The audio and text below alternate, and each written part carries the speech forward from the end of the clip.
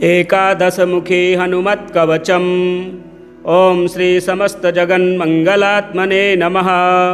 श्रीदेव्य उवाच शैवानि गाणपत्यानि शाक्तानि वैष्णवानि च कवचानि च सौराणि यानि चान्यानि तानि च श्रुतानि देवदेवेश त्वद्वक्त्रान्निः श्रितानि च किञ्चिदन्यत्तु देवानां कवचं यदि कथ्यते।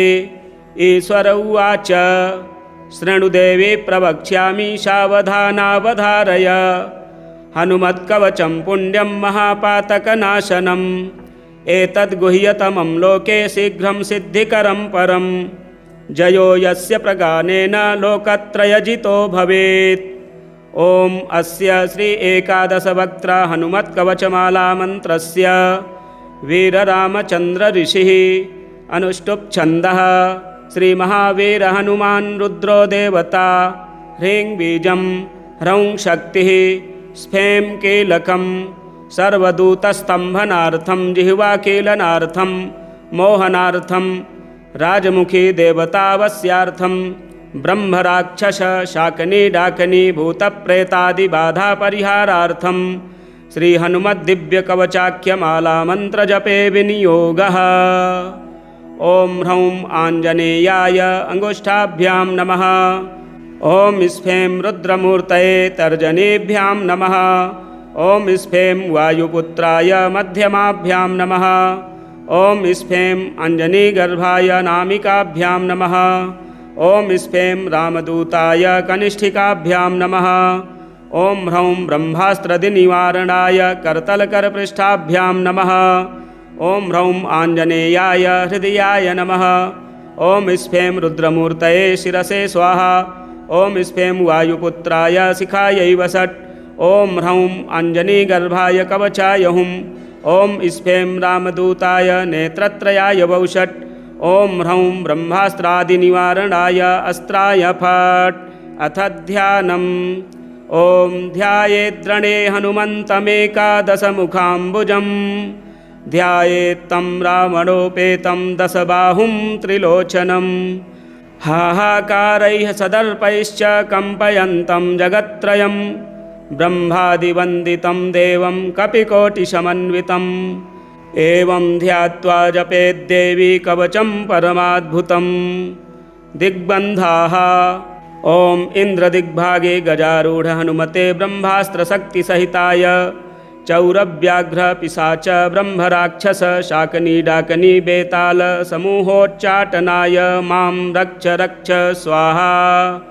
ॐ अग्निदिग्भागे मेषारूढ हनुमते अस्त्रशक्तिसहिताय चौरव्याघ्र पिशाच ब्रह्मराक्षस शाकनी डाकनी बेताल समूहोच्चाटनाय मां रक्ष रक्ष स्वाहा। ॐ यम दिग्भागे महिषारूढ हनुमते खड्गशक्तिसहिताय चौरव्याघ्र पिशाच ब्रह्मराक्षस शाकनी डाकनी बेताल समूहोच्चाटनाय मां रक्ष रक्ष स्वाहा। ॐ निरतिदिग्भागे नरारूढ हनुमते खड्गशक्तिसहिताय चौरव्याघ्र पिशाच ब्रह्मराक्षस शाकनी डाकनी बेताल समूहोच्चाटनाय मां रक्ष रक्ष स्वाहा। ॐ वरुणदिग्भागे मकरारूढ हनुमते प्राणशक्तिसहिताय चौरव्याघ्र पिशाच ब्रह्मराक्षस शाकनी डाकनी बेताल समूहोच्चाटनाय मां रक्ष रक्ष स्वाहा।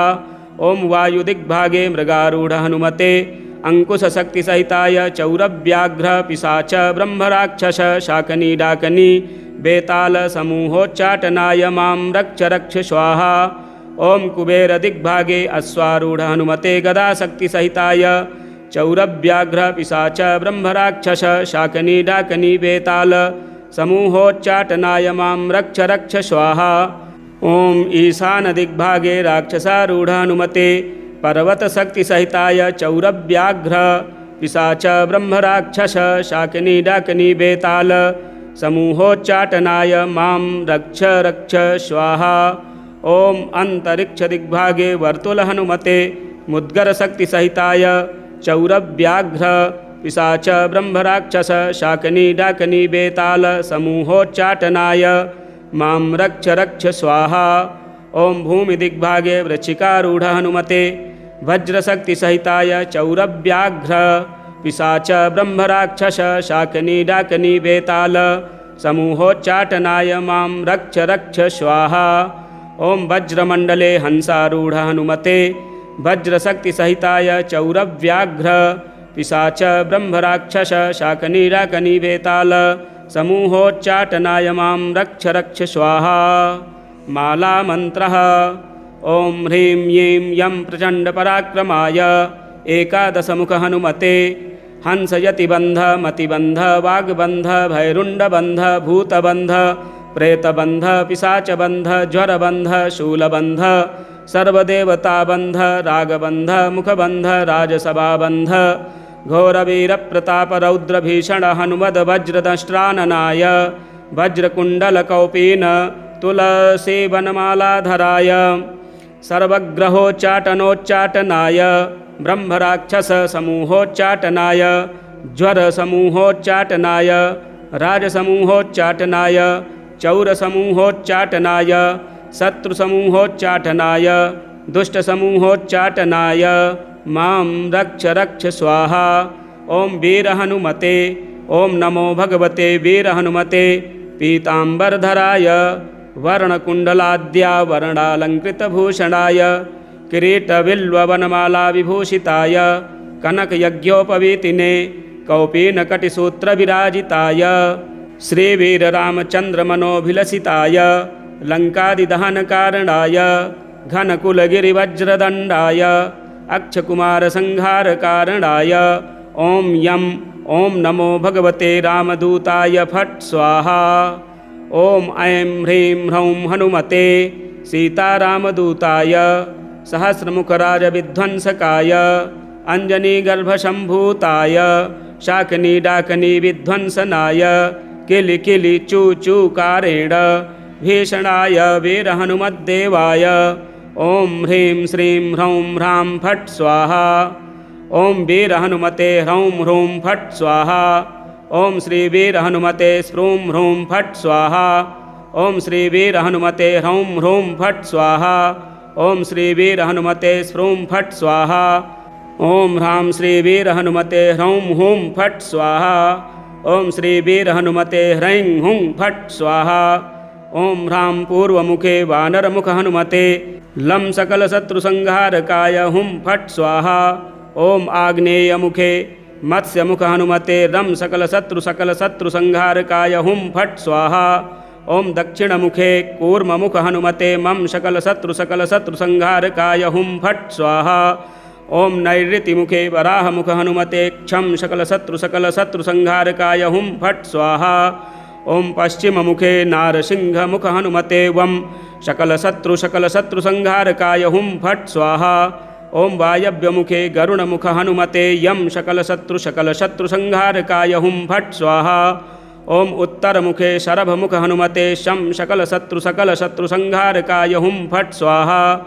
ॐ ईशानमुखे वृषभमुख हनुमते हूं आं सकलशत्रुसंहारकाय हुं फट् स्वाहा। ॐ ऊर्ध्वमुखे ज्वालामुख हनुमते आं सकलशत्रुसंहारकाय हुं फट् स्वाहा। ॐ अधोमुखे मार्जारमुख हनुमते ह्रीं सकलशत्रुसंहारकाय हुं फट् स्वाहा। ॐ सर्वत्र जगन्मुखे हनुमते स्फ्रूं सकलशत्रुसंहारकाय हुं फट् स्वाहा। ॐ श्री सीतारामपादुकाधराय महावीराय वायुपुत्राय कनिष्ठाय ब्रह्मनिष्ठाय एकादशरुद्रमूर्तये महाबलपराक्रमाय भानुमण्डलग्रसनग्रहाय चतुर्मुखवरप्रसादाय महाभयरक्षकाय यं हौं ॐ हस्फें हस्फें हस्फें श्रीवीरहनुमते नमः।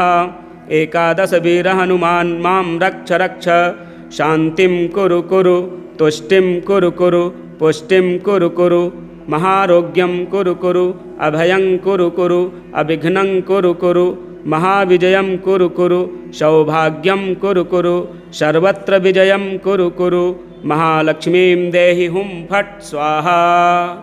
फलश्रुतिः इत्येतत् कवचं दिव्यं शिवेन परिकीर्तितं यः पठेत् प्रयतो भूत्वा सर्वान् कामान् वाप्नुयात्।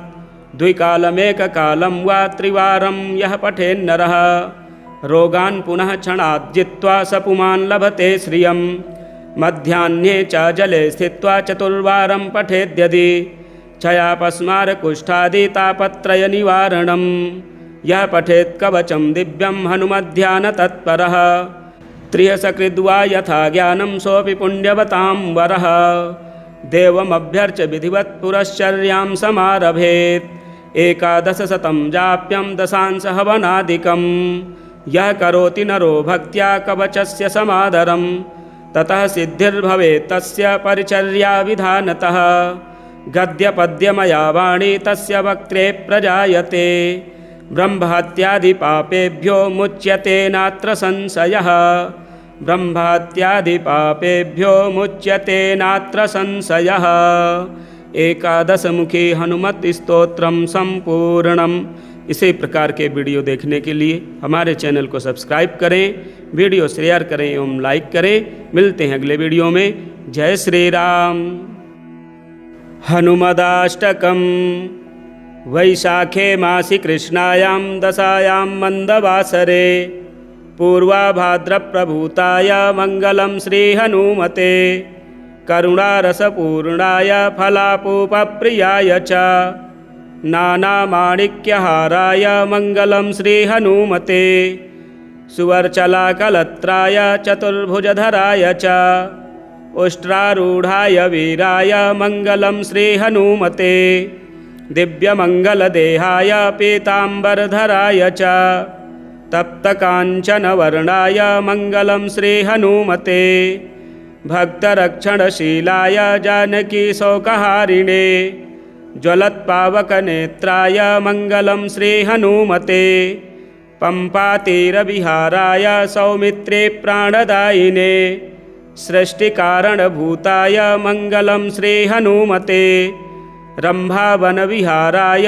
गन्धमादनवासिने सर्वलोकैकनाथाय मंगलं श्री हनुमते पंचाननाय भीमाय कालनेमिहराय च कौण्डिन्यगोत्रजाताय मंगलं श्री हनुमते इति स्तुत्वा हनुमन्तं नीलमेघो गतव्यथः प्रदक्षिणनमस्कारान् पञ्चवारं चकारशः प्रदक्षिणनमस्कारान् पञ्चवारं चकारशः। आञ्जनेय हनुमदाष्टकं सम्पूर्णम्। श्रीहनुमद्रक्षास्तोत्रम्। वामे करे वैरिभिदं वहन्तं शैलं परे शृङ्खलहारटङ्कं ददानमक्षाक्षसुवर्णवर्णं भजे ज्वलत्कुण्डलमाञ्जनेयम् पद्मरागमणिकुण्डलत्विषा पाटलीकृतकपोलमस्तकं दिव्यहेमकदलीवनान्तरे भावयामि पवमानन्दनन्दनम् उद्यदादित्यसङ्काशमुदारभुजविक्रमं कन्दर्पकोटिलावण्यं सर्वविद्याविशारदं श्रीरामहृदयानन्दं भक्तकल्पमहेरुहम् अभयं वरदं दोर्भ्यां कलये मारुतात्मजं वामहस्ते महाकृच्छ्रदशास्य करमर्दनम् उद्यद्वीक्षणकोदण्डं हनुमन्तं विचिन्तयेत् स्फटिकाभं स्वर्णकान्तिं दुभिजं च कृताञ्जलिं कुण्डलद्वयसंशोभे मुखाम्भोजं हरिं भजे कुण्डलद्वयसंशोभे मुखाम्भोजं हरिं भजे। श्रीहनुमद्रक्षास्तोत्रं सम्पूर्णम्। एकादशमुखी हनुमत्कवचम्। ॐ श्री समस्तजगन्मङ्गलात्मने नमः। श्रीदेव्य उवाच शैवानि गाणपत्यानि शाक्तानि वैष्णवानि च कवचानि च सौराणि यानि चान्यानि तानि च श्रुतानि देवदेवेश त्वद्वक्त्रान्निःसृतानि च किञ्चिदन्यत्तु देवानां कवचं यदि कथ्यते। ईश्वर उवाच शृणुदेवी प्रवक्ष्यामि सावधानावधारय। हनुमत्कवचं पुण्यं महापातकनाशनम् एतद्गुह्यतमं लोके शीघ्रं सिद्धिकरं परं। जयो यस्य प्रगानेन लोकत्रयजितो भवेत्। ॐ अस्य श्री एकादशवक्त्र हनुमत्कवचमाला मन्त्रस्य वीररामचन्द्र ऋषिः अनुष्टुप् छन्दः। श्रीमहावीर हनुमान् रुद्रो देवता। ह्रीं बीजं ह्रौं शक्तिः स्फें कीलकं सर्वदूतस्तम्भनार्थं जिह्वाकीलनार्थं मोहनार्थं राजमुखी देवतावस्यार्थं ब्रह्मराक्षस शाकनी डाकनी भूतप्रेतादिबाधापरिहारार्थं श्रीहनुमद्दिव्यकवचाख्यमाला मन्त्रजपे विनियोगः। ॐ ह्रौं आञ्जनेयाय अङ्गुष्ठाभ्यां नमः। ॐ स्फें रुद्रमूर्तये तर्जनीभ्यां नमः। ॐ स्फें वायुपुत्राय मध्यमाभ्यां नमः। ॐ स्फें अञ्जनीगर्भाय नामिकाभ्यां नमः। ॐ स्फें रामदूताय कनिष्ठिकाभ्यां नमः। ॐ ह्रौं ब्रह्मास्त्रदिनिवारणाय करतलकरपृष्ठाभ्यां नमः। ॐ ह्रौं आञ्जनेयाय हृदयाय नमः। ॐ स्फें रुद्रमूर्तये शिरसे स्वाहा। ॐ स्फें वायुपुत्राय शिखायै वसट्। ॐ ह्रौं अञ्जनीगर्भाय कवचाय हुं। ॐ स्फें रामदूताय नेत्रत्रयाय वौषट्। ॐ ह्रौं ब्रह्मास्त्रादिनिवारणाय अस्त्राय फट्। अथ ध्यानम्। ॐ ध्यायेद्रणे हनुमन्तमेकादशमुखाम्बुजम् ध्यायेत्तं रावणोपेतं दशबाहुं त्रिलोचनं हाहाकारैः सदर्पैश्च कम्पयन्तं जगत्त्रयं ब्रह्मादिवन्दितं देवं कपिकोटिसमन्वितम् एवं ध्यात्वा जपेद्देवी कवचं परमाद्भुतं। दिग्बन्धाः।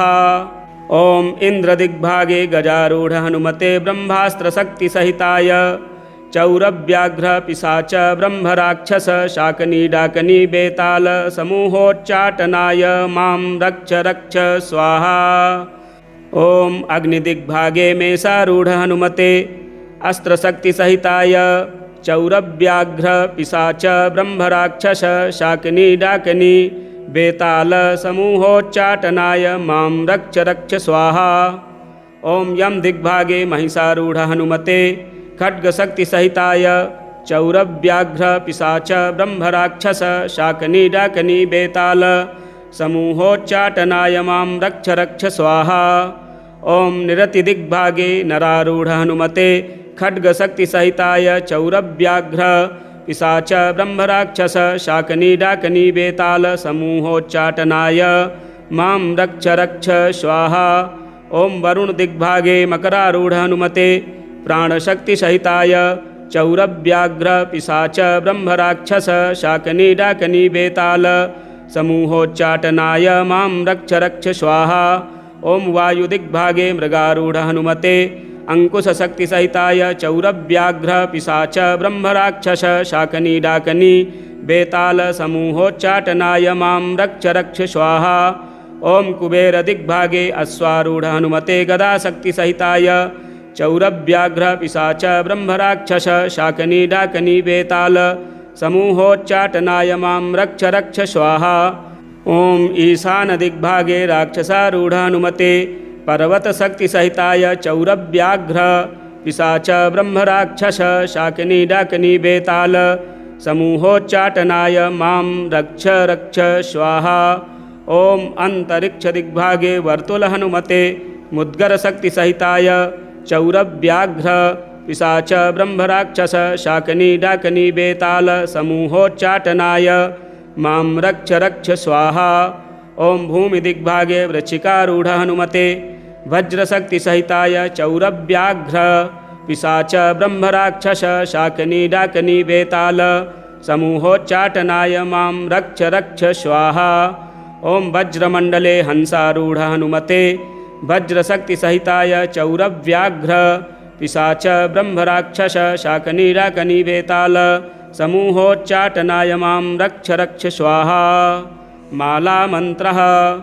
ॐ ह्रीं यीं यं प्रचण्डपराक्रमाय एकादशमुख हनुमते हंसयतिबन्ध मतिबन्ध वाग्बन्ध भैरुण्डबन्ध भूतबन्ध प्रेतबन्ध पिशाचबन्ध ज्वरबन्ध शूलबन्ध सर्वदेवताबन्ध रागबन्ध मुखबन्ध राजसभाबन्ध घोरवीरप्रतापरौद्रभीषण हनुमद वज्रदष्ट्राननाय वज्रकुण्डलकौपीन तुलसीवनमालाधराय सर्वग्रहोच्चाटनोच्चाटनाय ब्रह्मराक्षससमूहोच्चाटनाय ज्वरसमूहोच्चाटनाय राजसमूहोच्चाटनाय चौरसमूहोच्चाटनाय शत्रुसमूहोच्चाटनाय दुष्टसमूहोच्चाटनाय मां रक्ष रक्ष स्वाहा।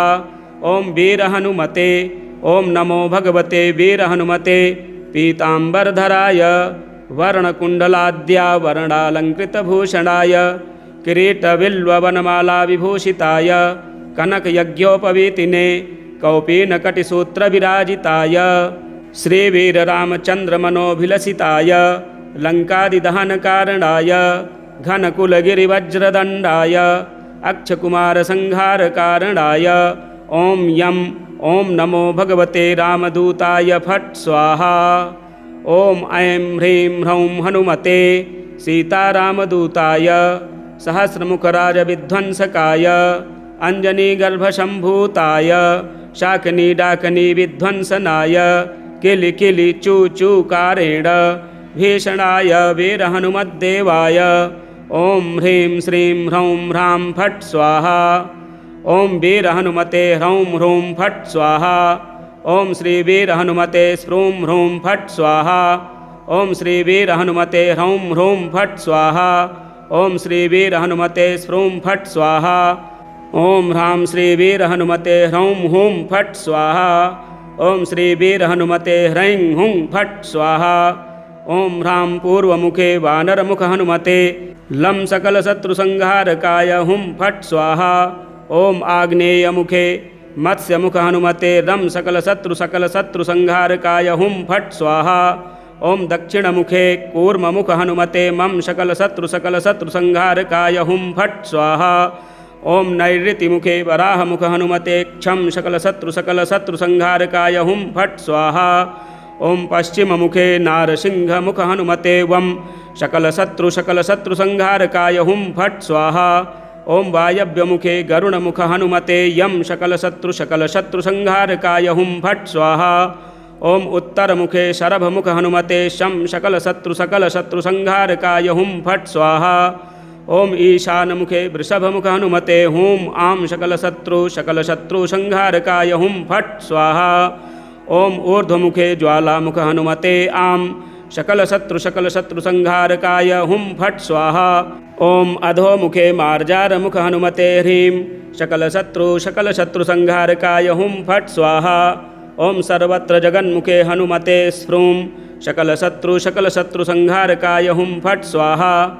ॐ श्री सीतारामपादुकाधराय महावीराय वायुपुत्राय कनिष्ठाय ब्रह्मनिष्ठाय एकादशरुद्रमूर्तये महाबलपराक्रमाय भानुमण्डलग्रसनग्रहाय चतुर्मुखवरप्रसादाय महाभयरक्षकाय यं हौं ॐ हस्फें हस्फें हस्फें श्रीवीरहनुमते नमः।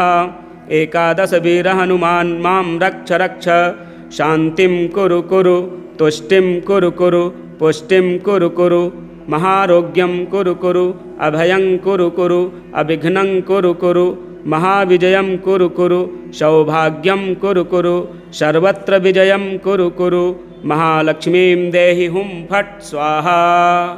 फलश्रुतिः इत्येतत् कवचं दिव्यं शिवेन परिकीर्तितं यः पठेत् प्रयतो भूत्वा सर्वान् कामान् वाप्नुयात्। द्विकालमेककालं वा त्रिवारं यः पठेन्नरः रोगान् पुनः क्षणात् जित्वा स पुमान् लभते श्रियं। मध्याह्ने च जले स्थित्वा चतुर्वारं पठेद्यदि क्षयापस्मारकुष्ठादितापत्रयनिवारणं। यः पठेत् कवचं दिव्यं हनुमध्यानतत्परः त्रियसकृद्वा यथा ज्ञानं सोऽपि पुण्यवतां वरः। देवमभ्यर्च्य विधिवत् पुरश्चर्यां समारभेत् एकादशशतं जाप्यं दशांशहवनादिकं यः करोति नरो भक्त्या कवचस्य समादरं ततः सिद्धिर्भवेत् तस्य परिचर्याविधानतः। गद्यपद्यमया वाणी तस्य वक्त्रे प्रजायते ब्रह्महत्यादिपापेभ्यो मुच्यते नात्र संशयः। ब्रह्महत्यादिपापेभ्यो मुच्यते नात्र संशयः। एकादशमुखी हनुमत स्तोत्रम संपूर्णम। इसी प्रकार के वीडियो देखने के लिए हमारे चैनल को सब्सक्राइब करें, वीडियो शेयर करें एवं लाइक करें। मिलते हैं अगले वीडियो में। जय श्री राम। हनुमदाष्टकम्। वैशाखे मासि कृष्णायां दशायां मंदवासरे पूर्वाभाद्रप्रभूताय मंगलं श्रीहनुमते करुणारसपूर्णाय फलापूपप्रियाय च नानामाणिक्यहाराय मंगलं श्रीहनुमते सुवर्चलाकलत्राय चतुर्भुजधराय च उष्ट्रारूढाय वीराय मंगलं श्रीहनुमते दिव्यमंगलदेहाय पीताम्बरधराय च तप्तकाञ्चनवर्णाय मंगलं श्रीहनुमते भक्तरक्षणशीलाय जानकीशोकहारिणे ज्वलत्पावकनेत्राय मंगलं श्रीहनुमते पम्पातीरविहाराय सौमित्रे प्राणदायिने सृष्टिकारणभूताय मंगलं श्रीहनुमते रम्भावनविहाराय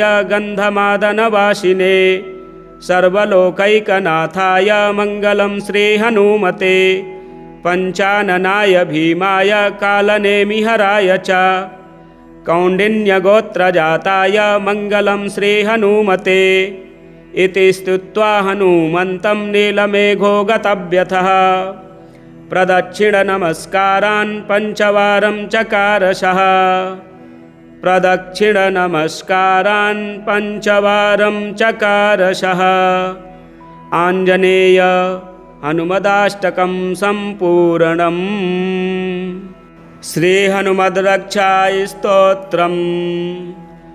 वामे करे वैरिभिदं वहन्तं शैलं परे शृङ्खलहारटङ्कं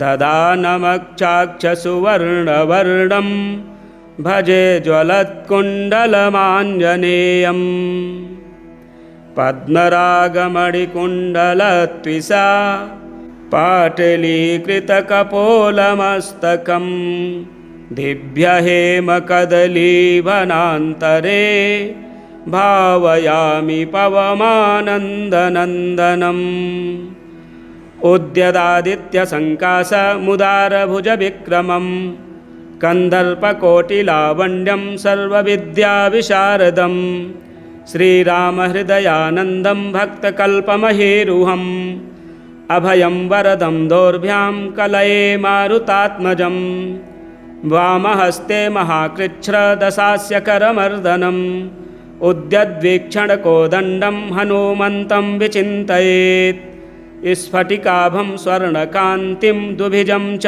कृताञ्जलिं कुण्डलद्वयसंशोभे मुखाम्भोजं हरिं भजे कुण्डलद्वयसंशोभे मुखाम्भोजं हरिं भजे। श्रीहनुमद्रक्षास्तोत्रं सम्पूर्णम्। एकादशमुखी हनुमत्कवचम्। ॐ श्री समस्तजगन्मङ्गलात्मने नमः। श्रीदेव्य उवाच शैवानि गाणपत्यानि शाक्तानि वैष्णवानि च कवचानि च सौराणि यानि चान्यानि तानि च श्रुतानि देवदेवेश त्वद्वक्त्रान्निःसृतानि च किञ्चिदन्यत्तु देवानां कवचं यदि कथ्यते। ईश्वर उवाच शृणुदेवी प्रवक्ष्यामि सावधानावधारय हनुमत्कवचं पुण्यं महापातकनाशनम् एतद्गुह्यतमं लोके शीघ्रं सिद्धिकरं परं जयो यस्य प्रगानेन लोकत्रयजितो भवेत्। ॐ अस्य श्री एकादशवक्त्र हनुमत्कवचमाला मन्त्रस्य वीररामचन्द्र ऋषिः अनुष्टुप् छन्दः श्रीमहावीर हनुमान् रुद्रो देवता। ह्रीं बीजं ह्रौं शक्तिः स्फें कीलकं सर्वदूतस्तम्भनार्थं जिह्वाकीलनार्थं मोहनार्थं राजमुखी देवतावस्यार्थं ब्रह्मराक्षस शाकनी डाकनी भूतप्रेतादिबाधापरिहारार्थं श्रीहनुमद्दिव्यकवचाख्यमाला मन्त्रजपे विनियोगः। ॐ ह्रौं आञ्जनेयाय अङ्गुष्ठाभ्यां नमः। ॐ स्फें रुद्रमूर्तये तर्जनीभ्यां नमः। ॐ स्फें वायुपुत्राय मध्यमाभ्यां नमः। ॐ स्फें अञ्जनीगर्भाय नामिकाभ्यां नमः। ॐ स्फें रामदूताय कनिष्ठिकाभ्यां नमः। ॐ ह्रौं ब्रह्मास्त्रदिनिवारणाय करतलकरपृष्ठाभ्यां नमः। ॐ ह्रौं आञ्जनेयाय हृदयाय नमः। ॐ स्फें रुद्रमूर्तये शिरसे स्वाहा। ॐ स्फें वायुपुत्राय शिखायै वसट्। ॐ ह्रौं अञ्जनीगर्भाय कवचाय हुम्। ॐ स्फें रामदूताय नेत्रत्रयाय वौषट्। ॐ ह्रौं ब्रह्मास्त्रादिनिवारणाय अस्त्राय फट्। अथ ध्यानम्। ॐ ध्यायेद्रणे हनुमन्तमेकादशमुखाम्बुजम् ध्यायेत्तं रावणोपेतं दशबाहुं त्रिलोचनम् हाहाकारैः सदर्पैश्च कम्पयन्तं जगत्त्रयं ब्रह्मादिवन्दितं देवं कपिकोटिसमन्वितम् एवं ध्यात्वा जपेद्देवी कवचं परमाद्भुतं। दिग्बन्धाः।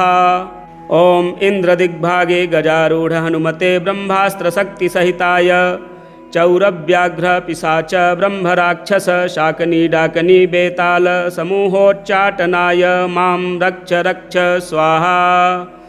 ॐ अग्निदिग्भागे मेषारूढ हनुमते अस्त्रशक्तिसहिताय चौरव्याघ्र पिशाच ब्रह्मराक्षस शाकनी डाकनी बेताल समूहोच्चाटनाय मां रक्ष रक्ष स्वाहा। ॐ यम दिग्भागे महिषारूढ हनुमते खड्गशक्तिसहिताय चौरव्याघ्र पिशाच ब्रह्मराक्षस शाकनी डाकनी बेताल समूहोच्चाटनाय मां रक्ष रक्ष स्वाहा। ॐ निरतिदिग्भागे नरारूढ हनुमते खड्गशक्तिसहिताय चौरव्याघ्र पिशाच ब्रह्मराक्षस शाकनी डाकनी बेताल समूहोच्चाटनाय मां रक्ष रक्ष स्वाहा। ॐ वरुणदिग्भागे मकरारूढ हनुमते प्राणशक्तिसहिताय चौरव्याघ्र पिशाच ब्रह्मराक्षस शाकनी डाकनी बेताल समूहोच्चाटनाय मां रक्ष रक्ष स्वाहा। ॐ वायुदिग्भागे मृगारूढ हनुमते अंकुशशक्तिसहिताय चौरव्याघ्र पिशाच ब्रह्मराक्षस शाकनी डाकनी बेताल समूहोच्चाटनाय मां रक्ष रक्ष स्वाहा। ॐ कुबेरदिग्भागे अश्वारूढ हनुमते गदाशक्तिसहिताय चौरव्याघ्र पिशाच ब्रह्मराक्षस शाकनी डाकनी बेताल समूहोच्चाटनाय मां रक्ष रक्ष स्वाहा। ॐ ईशानदिग्भागे राक्षसारूढ हनुमते पर्वतशक्तिसहिताय चौरव्याघ्र पिशाच ब्रह्मराक्षस शाकनी डाकनी बेताल समूहोच्चाटनाय मां रक्ष रक्ष स्वाहा।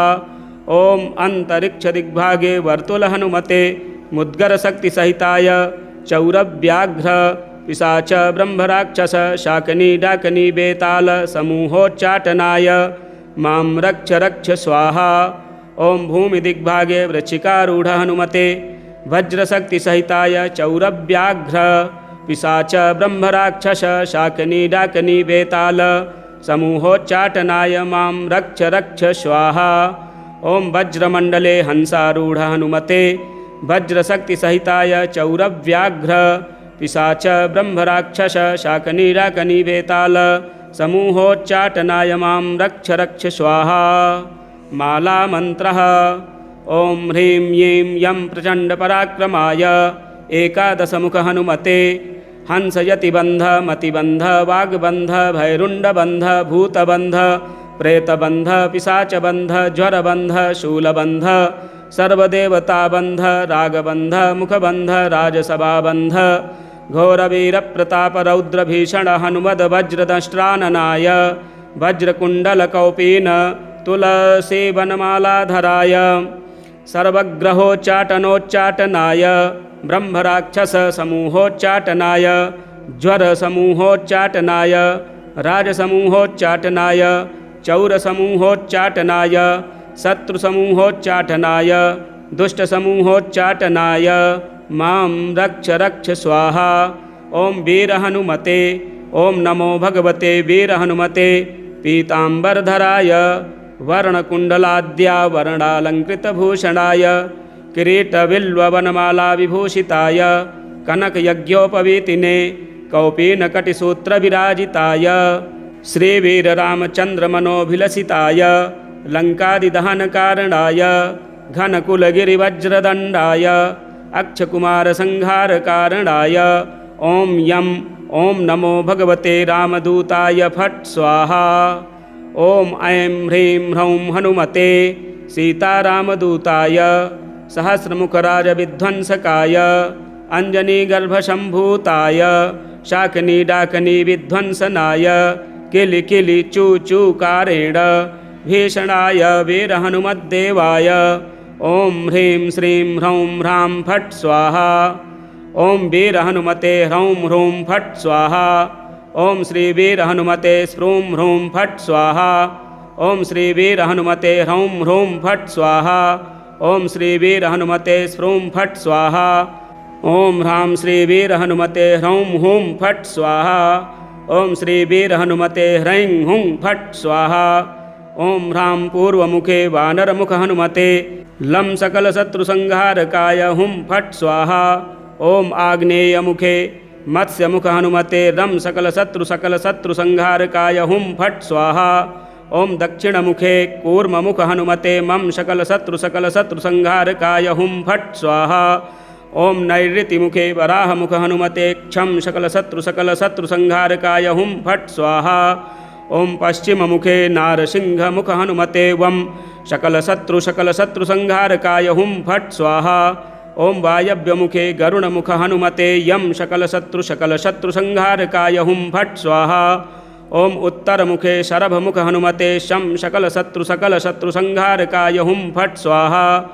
ॐ ईशानमुखे वृषभमुखहनुमते हूं आं सकलशत्रुसंहारकाय हुं फट् स्वाहा।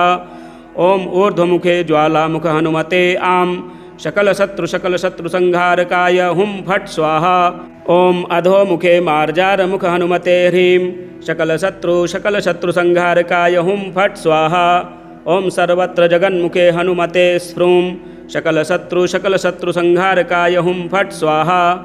ॐ श्री सीतारामपादुकाधराय महावीराय वायुपुत्राय कनिष्ठाय ब्रह्मनिष्ठाय एकादशरुद्रमूर्तये महाबलपराक्रमाय भानुमण्डलग्रसनग्रहाय चतुर्मुखवरप्रसादाय महाभयरक्षकाय यं हौं ॐ हस्फें हस्फें हस्फें श्रीवीरहनुमते नमः।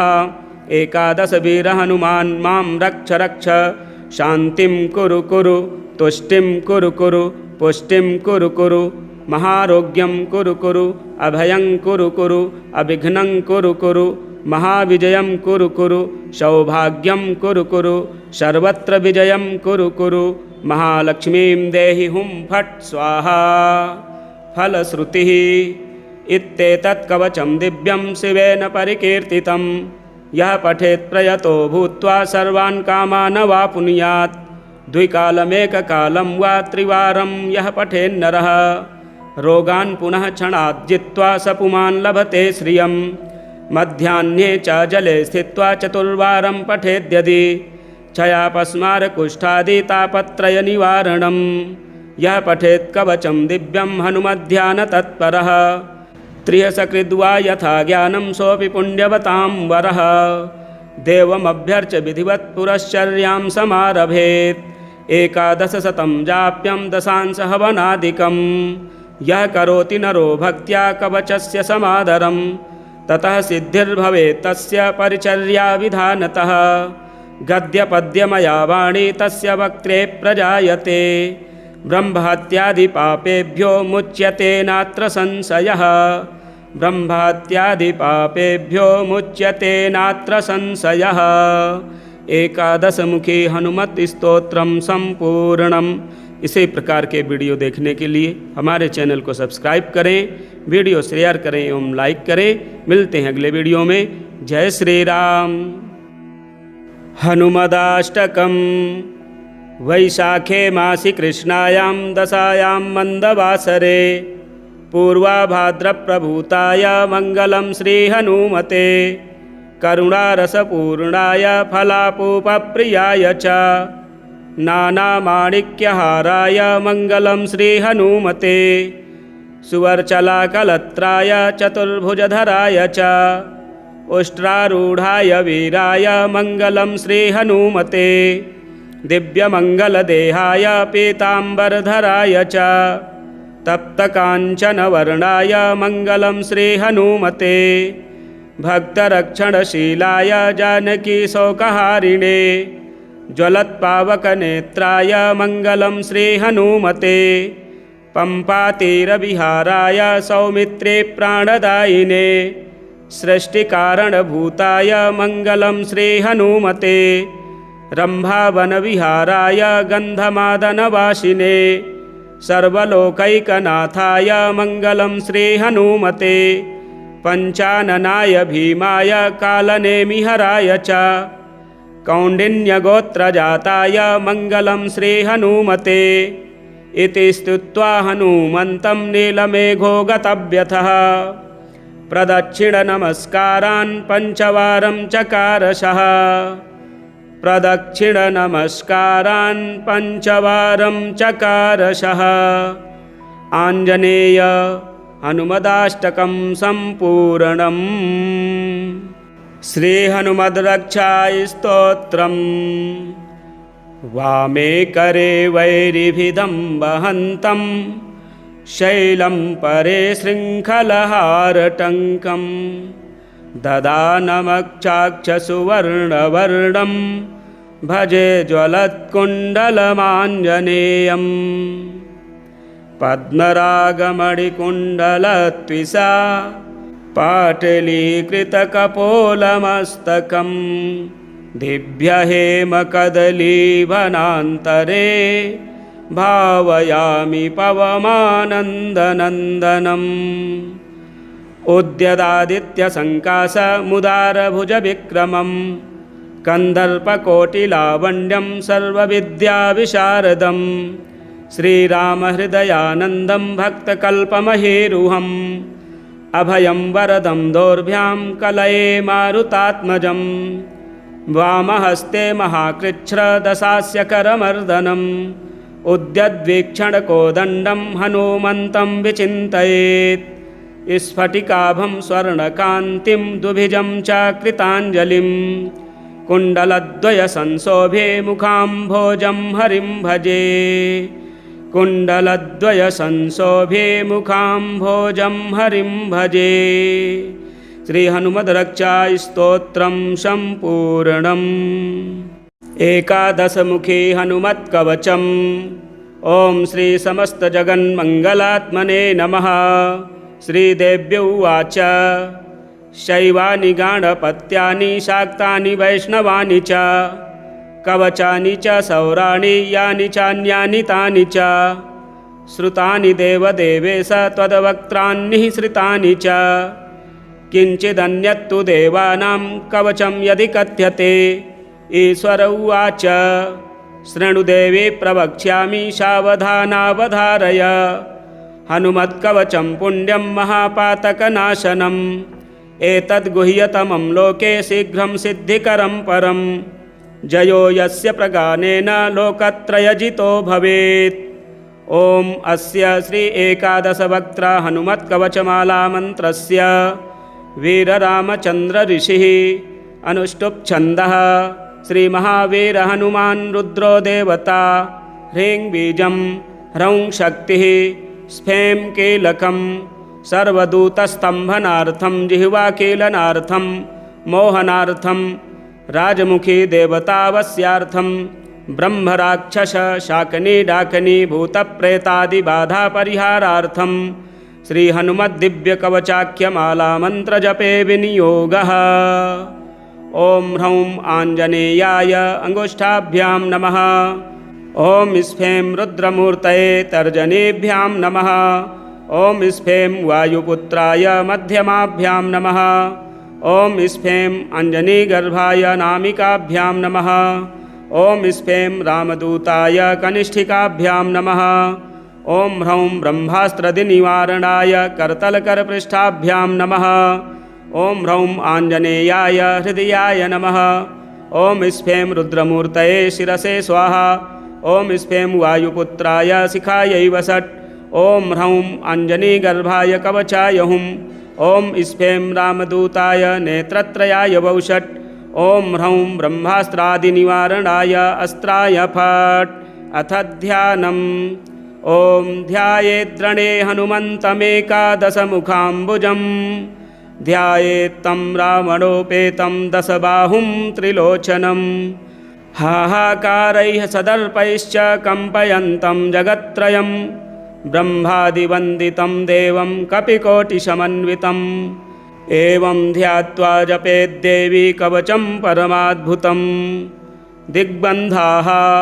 ॐ इन्द्रदिग्भागे गजारूढ हनुमते ब्रह्मास्त्रशक्तिसहिताय चौरव्याघ्र पिशाच ब्रह्मराक्षस शाकनी बेताल समूहोच्चाटनाय मां रक्ष रक्ष स्वाहा। ॐ अग्निदिग्भागे मेषारूढ हनुमते अस्त्रशक्तिसहिताय चौरव्याघ्र पिशाच ब्रह्मराक्षस शाकनी बेताल समूहोच्चाटनाय मां रक्ष रक्ष स्वाहा। ॐ यम दिग्भागे महिषारूढ हनुमते खड्गशक्तिसहिताय चौरव्याघ्र पिशाच ब्रह्मराक्षस शाकनी बेताल समूहोच्चाटनाय मां रक्ष रक्ष स्वाहा। ॐ निरतिदिग्भागे नरारूढ हनुमते खड्गशक्तिसहिताय चौरव्याघ्र पिशाच ब्रह्मराक्षस शाकनी बेताल समूहोच्चाटनाय मां रक्ष रक्ष स्वाहा। ॐ वरुणदिग्भागे मकरारूढ हनुमते प्राणशक्तिसहिताय चौरव्याघ्र पिशाच ब्रह्मराक्षस शाकनी बेताल समूहोच्चाटनाय मां रक्ष रक्ष स्वाहा। ॐ वायुदिग्भागे मृगारूढ हनुमते अंकुशशक्तिसहिताय चौरव्याघ्र पिशाच ब्रह्मराक्षस शाकनी बेताल समूहोच्चाटनाय मां रक्ष रक्ष स्वाहा। ॐ कुबेरदिग्भागे अश्वारूढ हनुमते गदाशक्तिसहिताय चौरव्याघ्र पिशाच ब्रह्मराक्षस शाकनी बेताल समूहोच्चाटनाय मां रक्ष रक्ष स्वाहा। ॐ ईशानदिग्भागे राक्षसारूढ हनुमते पर्वतशक्तिसहिताय चौरव्याघ्र पिशाच ब्रह्मराक्षस शाकनी बेताल समूहोच्चाटनाय मां रक्ष रक्ष स्वाहा। ॐ अन्तरिक्षदिग्भागे वर्तुल हनुमते मुद्गरशक्तिसहिताय चौरव्याघ्र पिशाच ब्रह्मराक्षस शाकनी बेताल समूहोच्चाटनाय मां रक्ष रक्ष स्वाहा। ॐ भूमिदिग्भागे वृश्चिकारूढ हनुमते वज्रशक्तिसहिताय चौरव्याघ्र पिशाच ब्रह्मराक्षस शाकनी बेताल समूहोच्चाटनाय मां रक्ष रक्ष स्वाहा। ॐ वज्रमण्डले हंसारूढ हनुमते वज्रशक्तिसहिताय चौरव्याघ्र पिशाच ब्रह्मराक्षस शाकनी बेताल समूहोच्चाटनाय मां रक्ष रक्ष स्वाहा। मालामन्त्रः।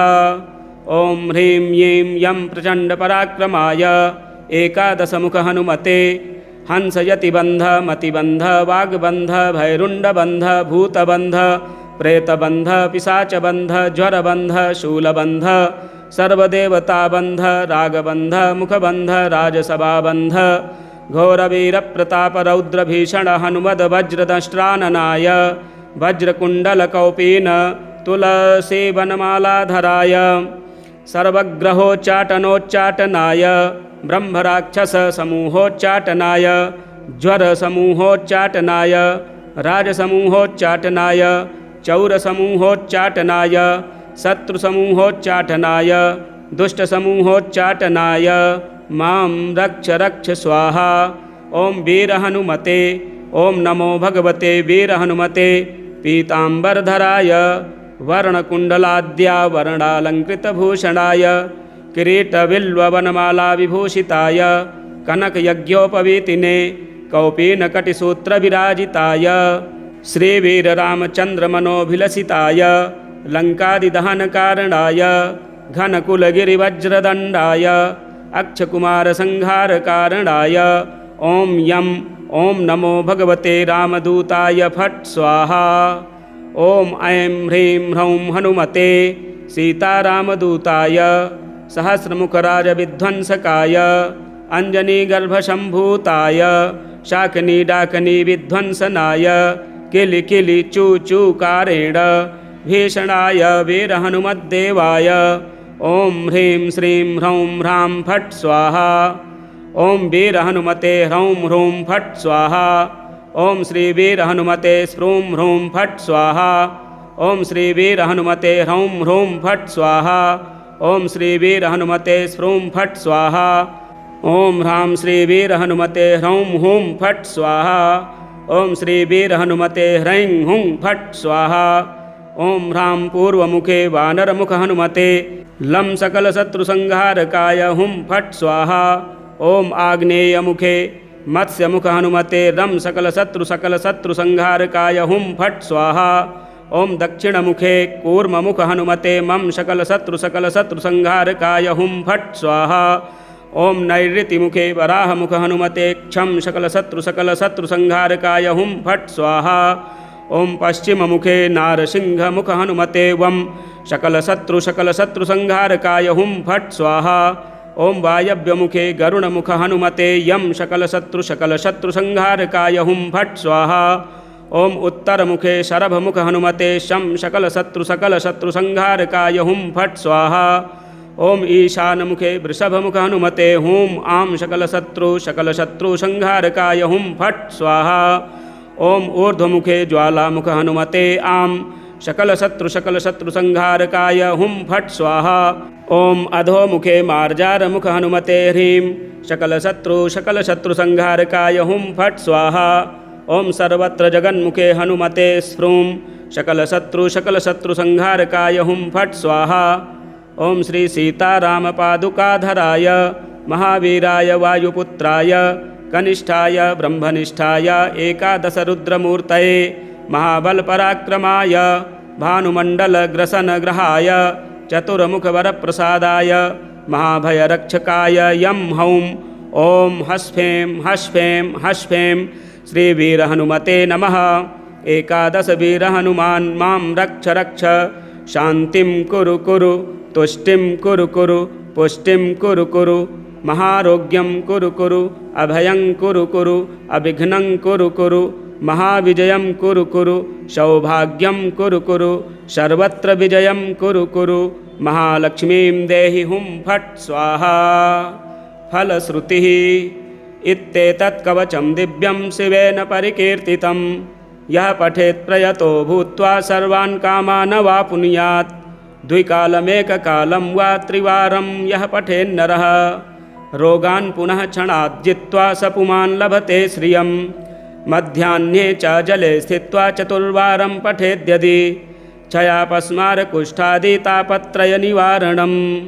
यः पठेत् कवचं दिव्यं हनुमध्यानतत्परः त्रियसकृद्वा यथा ज्ञानं सोऽपि पुण्यवतां वरः। देवमभ्यर्च्य विधिवत् पुरश्चर्यां समारभेत् एकादशशतं जाप्यं दशांशहवनादिकं। यः करोति नरो भक्त्या कवचस्य समादरं ततः सिद्धिर्भवेत् तस्य परिचर्याविधानतः। गद्यपद्यमया वाणी तस्य वक्त्रे प्रजायते ब्रह्महत्यादिपापेभ्यो मुच्यते नात्र संशयः। ब्रह्महत्यादिपापेभ्यो मुच्यते नात्र संशयः। एकादशमुखी हनुमत स्तोत्रम संपूर्णम। इसी प्रकार के वीडियो देखने के लिए हमारे चैनल को सब्सक्राइब करें, वीडियो शेयर करें एवं लाइक करें। मिलते हैं अगले वीडियो में। जय श्री राम। हनुमदाष्टकम्। वैशाखे मासि कृष्णायां दशायां मन्दवासरे पूर्वाभाद्रप्रभूताय मङ्गलं श्रीहनुमते। करुणारसपूर्णाय फलापूपप्रियाय च नानामाणिक्यहाराय मङ्गलं श्रीहनुमते सुवर्चलाकलत्राय चतुर्भुजधराय च उष्ट्रारूढाय वीराय मङ्गलं श्रीहनुमते दिव्यमङ्गलदेहाय पीताम्बरधराय च तप्तकाञ्चनवर्णाय मङ्गलं श्रीहनुमते भक्तरक्षणशीलाय जानकीशोकहारिणे ज्वलत्पावकनेत्राय मङ्गलं श्रीहनुमते पम्पातीरविहाराय सौमित्रे प्राणदायिने सृष्टिकारणभूताय मङ्गलं श्रीहनुमते रम्भावनविहाराय गन्धमादनवासिने सर्वलोकैकनाथाय मङ्गलं श्रीहनुमते पञ्चाननाय भीमाय कालनेमिहराय च कौण्डिन्यगोत्रजाताय मङ्गलं श्रीहनुमते इति स्तुत्वा हनुमन्तं नीलमेघो गतव्यथः प्रदक्षिणनमस्कारान् पञ्चवारं चकारशः प्रदक्षिणनमस्कारान् पञ्चवारं चकारशः आञ्जनेय हनुमदाष्टकं सम्पूर्णम् श्रीहनुमद्रक्षास्तोत्रम् वामे करे वैरिभिदं वहन्तं शैलं परे शृङ्खलहारटङ्कं ददानमक्षाक्षसुवर्णवर्णं भजे ज्वलत्कुण्डलमाञ्जनेयम् पद्मरागमणिकुण्डलत्विषा पाटलीकृतकपोलमस्तकं दिव्यहेमकदलीवनान्तरे भावयामि पवमानन्दनन्दनम् उद्यदादित्यसङ्काशमुदारभुजविक्रमं कन्दर्पकोटिलावण्यं सर्वविद्याविशारदं श्रीरामहृदयानन्दं भक्तकल्पमहेरुहम् अभयं वरदं दोर्भ्यां कलये मारुतात्मजं वामहस्ते महाकृच्छ्रदशास्य करमर्दनम् उद्यद्वीक्षणकोदण्डं हनुमन्तं विचिन्तयेत् स्फटिकाभं स्वर्णकान्तिं दुभिजं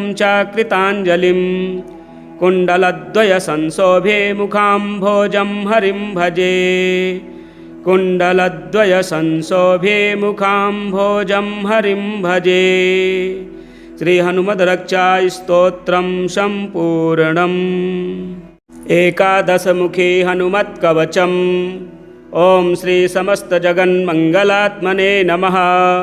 श्रीदेव्य उवाच शैवानि गाणपत्यानि शाक्तानि वैष्णवानि च कवचानि च सौराणि यानि चान्यानि तानि च श्रुतानि देवदेवेश त्वद्वक्त्रान्निःसृतानि च किञ्चिदन्यत्तु देवानां कवचं यदि कथ्यते ईश्वर उवाच शृणुदेवी प्रवक्ष्यामि सावधानावधारय हनुमत्कवचं पुण्यं महापातकनाशनम् एतद्गुह्यतमं लोके शीघ्रं सिद्धिकरं परं जयो यस्य प्रगानेन लोकत्रयजितो भवेत्। ॐ अस्य श्री एकादशवक्त्र हनुमत्कवचमाला मन्त्रस्य वीररामचन्द्र ऋषिः अनुष्टुप् छन्दः श्रीमहावीर हनुमान् रुद्रो देवता ह्रीं बीजं ह्रौं शक्तिः स्फें कीलकं सर्वदूतस्तम्भनार्थं जिह्वाकीलनार्थं मोहनार्थं राजमुखी देवतावस्यार्थं ब्रह्मराक्षस शाकनी डाकनी भूतप्रेतादिबाधापरिहारार्थं श्रीहनुमद्दिव्यकवचाख्यमाला मन्त्रजपे विनियोगः। ॐ ह्रौं आञ्जनेयाय अङ्गुष्ठाभ्यां नमः। ॐ स्फें रुद्रमूर्तये तर्जनीभ्यां नमः। ॐ स्फें वायुपुत्राय मध्यमाभ्यां नमः। ॐ स्फें अञ्जनीगर्भाय नामिकाभ्यां नमः। ॐ स्फें रामदूताय कनिष्ठिकाभ्यां नमः। ॐ ह्रौं ब्रह्मास्त्रदिनिवारणाय करतलकरपृष्ठाभ्यां नमः। ॐ ह्रौं आञ्जनेयाय हृदयाय नमः। ॐ स्फें रुद्रमूर्तये शिरसे स्वाहा। ॐ स्फें वायुपुत्राय शिखायै वसट्। ॐ ह्रौं अञ्जनीगर्भाय कवचाय हुं। ॐ स्फें रामदूताय नेत्रत्रयाय वौषट्। ॐ ह्रौं ब्रह्मास्त्रादिनिवारणाय अस्त्राय फट्। अथ ध्यानम्। ॐ ध्यायेद्रणे हनुमन्तमेकादशमुखाम्बुजम्।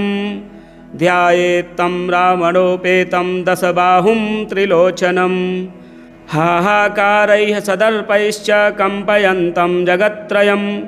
ब्रह्मादिवन्दितं देवं कपिकोटिसमन्वितम्। एवं ध्यात्वा जपेद्देवी कवचं परमाद्भुतं। दिग्बन्धाः। ॐ इन्द्रदिग्भागे गजारूढ हनुमते ब्रह्मास्त्रशक्तिसहिताय चौरव्याघ्र पिशाच ब्रह्मराक्षस शाकनी डाकनी बेताल समूहोच्चाटनाय मां रक्ष रक्ष स्वाहा। ॐ अग्निदिग्भागे मेषारूढ हनुमते अस्त्रशक्तिसहिताय चौरव्याघ्र पिशाच ब्रह्मराक्षस शाकनी डाकनी बेताल समूहोच्चाटनाय मां रक्ष रक्ष स्वाहा। ॐ यम दिग्भागे महिषारूढ हनुमते खड्गशक्तिसहिताय चौरव्याघ्र पिशाच ब्रह्मराक्षस शाकनी डाकनी बेताल समूहोच्चाटनाय मां रक्ष रक्ष स्वाहा। ॐ निरतिदिग्भागे नरारूढ हनुमते खड्गशक्तिसहिताय चौरव्याघ्र पिशाच ब्रह्मराक्षस शाकनी डाकनी बेताल समूहोच्चाटनाय मां रक्ष रक्ष स्वाहा। ॐ वरुणदिग्भागे मकरारूढ हनुमते प्राणशक्तिसहिताय चौरव्याघ्र पिशाच ब्रह्मराक्षस शाकनी डाकनी बेताल समूहोच्चाटनाय मां रक्ष रक्ष स्वाहा। ॐ वायुदिग्भागे मृगारूढ हनुमते अंकुशशक्तिसहिताय चौरव्याघ्र पिशाच ब्रह्मराक्षस शाकनी डाकनी बेताल समूहोच्चाटनाय मां रक्ष रक्ष स्वाहा। ॐ कुबेरदिग्भागे अश्वारूढ हनुमते गदाशक्तिसहिताय चौरव्याघ्र पिशाच ब्रह्मराक्षस शाकनी डाकनी बेताल समूहोच्चाटनाय मां रक्ष रक्ष स्वाहा। ॐ ईशानदिग्भागे राक्षसारूढ हनुमते पर्वतशक्तिसहिताय चौरव्याघ्र पिशाच ब्रह्मराक्षस शाकनी डाकनी बेताल समूहोच्चाटनाय मां रक्ष रक्ष स्वाहा। ॐ अन्तरिक्षदिग्भागे वर्तुल हनुमते मुद्गरशक्तिसहिताय चौरव्याघ्र पिशाच ब्रह्मराक्षस शाकनी डाकनी बेताल समूहोच्चाटनाय मां रक्ष रक्ष स्वाहा। ॐ भूमिदिग्भागे वृश्चिकारूढ हनुमते वज्रशक्तिसहिताय चौरव्याघ्र पिशाच ब्रह्मराक्षस शाकनी डाकनी बेताल समूहोच्चाटनाय मां रक्ष रक्ष स्वाहा। ॐ वज्रमण्डले हंसारूढ हनुमते वज्रशक्तिसहिताय चौरव्याघ्र पिशाच ब्रह्मराक्षस शाकनी डाकनी बेताल समूहोच्चाटनाय मां रक्ष रक्ष स्वाहा। मालामन्त्रः। ॐ ह्रीं ह्रीं यं प्रचण्डपराक्रमाय एकादशमुख हनुमते हंसयतिबन्ध मतिबन्ध वाग्बन्ध भैरुण्डबन्ध भूतबन्ध प्रेतबन्ध पिशाचबन्ध ज्वरबन्ध शूलबन्ध सर्वदेवताबन्ध रागबन्ध मुखबन्ध राजसभाबन्ध घोरवीरप्रतापरौद्रभीषण हनुमद वज्रदष्ट्राननाय वज्रकुण्डलकौपीन तुलसीवनमालाधराय सर्वग्रहोच्चाटनोच्चाटनाय ब्रह्मराक्षस समूहोच्चाटनाय ज्वरसमूहोच्चाटनाय राजसमूहोच्चाटनाय चौरसमूहोच्चाटनाय शत्रुसमूहोच्चाटनाय दुष्टसमूहोच्चाटनाय मां रक्ष रक्ष स्वाहा। ॐ वीरहनुमते। ॐ नमो भगवते वीरहनुमते पीताम्बरधराय वर्णकुण्डलाद्यावरणालङ्कृतभूषणाय किरीटबिल्ववनमालाविभूषिताय कनकयज्ञोपवीतिने कौपीनकटिसूत्रविराजिताय श्रीवीररामचन्द्रमनोभिलसिताय लङ्कादिदहनकारणाय घनकुलगिरिवज्रदण्डाय अक्षकुमारसंहारकारणाय ॐ यं ॐ नमो भगवते रामदूताय फट् स्वाहा। ॐ ऐं ह्रीं ह्रौं हनुमते सीतारामदूताय सहस्रमुखराजविध्वंसकाय अञ्जनीगर्भशम्भूताय शाकिनीडाकिनीविध्वंसनाय किलिकिलिचूचूकारेण भीषणाय वीरहनुमद्देवाय ॐ ह्रीं श्रीं ह्रौं ह्रां फट् स्वाहा। ॐ वीरहनुमते ह्रौं ह्रूं फट् स्वाहा। ॐ श्रीवीरहनुमते स्फ्रूं ह्रूं फट् स्वाहा। ॐ श्रीवीरहनुमते ह्रौं ह्रूं फट् स्वाहा। ॐ श्रीवीरहनुमते स्फ्रूं फट् स्वाहा। ॐ ह्रां श्रीवीरहनुमते ह्रौं हूं फट् स्वाहा। ॐ श्रीवीरहनुमते ह्रैं हुं फट् स्वाहा। ॐ ह्रां पूर्वमुखे वानरमुखहनुमते लं सकलशत्रुसंहारकाय हुं फट् स्वाहा। ॐ आग्नेयमुखे मत्स्यमुखहनुमते रं सकलशत्रुसंहारकाय हुं फट् स्वाहा। ॐ दक्षिणमुखे कूर्ममुखहनुमते मं सकलशत्रुसंहारकाय हुं फट् स्वाहा। ॐ नैऋतिमुखे वराहमुखहनुमते क्षं सकलशत्रुसंहारकाय हुं फट् स्वाहा। ॐ पश्चिममुखे नारसिंहमुखहनुमते वं सकलशत्रुसंहारकाय हुं फट् स्वाहा। ॐ वायव्यमुखे गरुडमुखहनुमते यं सकलशत्रुसंहारकाय हुं फट् स्वाहा। ॐ उत्तरमुखे शरभमुखहनुमते शं सकलशत्रुसंहारकाय हुं फट् स्वाहा। ॐ ईशानमुखे वृषभमुखहनुमते हूं आं सकलशत्रुसंहारकाय हुं फट् स्वाहा। ॐ ऊर्ध्वमुखे ज्वालामुखहनुमते आं सकलशत्रुसंहारकाय हुं फट् स्वाहा। ॐ अधोमुखे मार्जारमुखहनुमते ह्रीं सकलशत्रुसंहारकाय हुं फट् स्वाहा। ॐ सर्वत्र जगन्मुखे हनुमते स्फ्रूं सकलशत्रुसंहारकाय हुं फट् स्वाहा।